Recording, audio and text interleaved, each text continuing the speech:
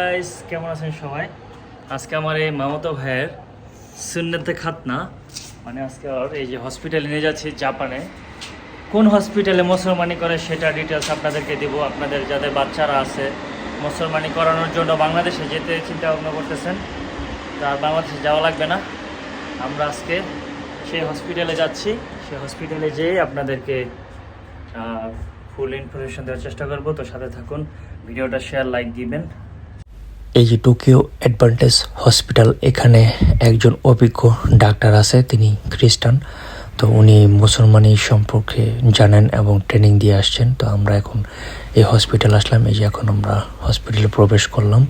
তো আগে থেকে ইউএকে করে আসতে হয়, তারপরে আপনার সেই ইউএকে পেপার নিয়ে তারপরে হচ্ছে ডেট ফিক্স করে সেই ডেটে অনুযায়ী আমরা এই যে আসছি। আগে ইউএকে করে তারপরে হসপিটালে আসলাম।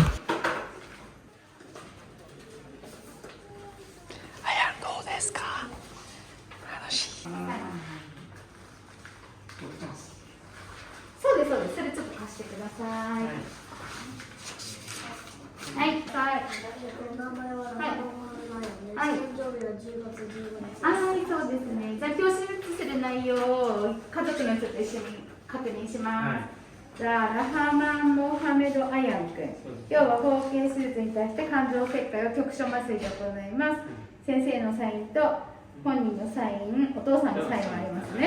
はい、OK ですね。領収書も確認できてますね。বলে রাখা ভালো, মুসলমানি করার জন্য 10 মান টাকা লাগে। এটা কোনো হোকেন বা কোনো কিছু কাজ করবে না, এটা নিজ দায়িত্ব। তোমার তো পুরো ডাক্তার ডাক্তার লাগতেছে। আয়ান আয়ান ডাক্তারকে অপারেশন করবা? হ্যাঁ, এই যা এই ডাক্তারে আর কি মুসলমানি করাইবো। উনি আর কি মূলত করায়। তো এখানে আমার মামাতো বাড়ি নিয়ে আসছি একটু ম্যানদান করানোর জন্য, আর কি কথা বলার জন্য।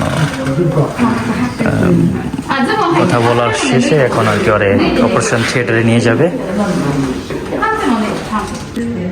ভয় পেয়েছিল? হ্যাঁ, একটু ভয় পেয়েছে না? ভাই যে একা একা তো কান্না করো নাই?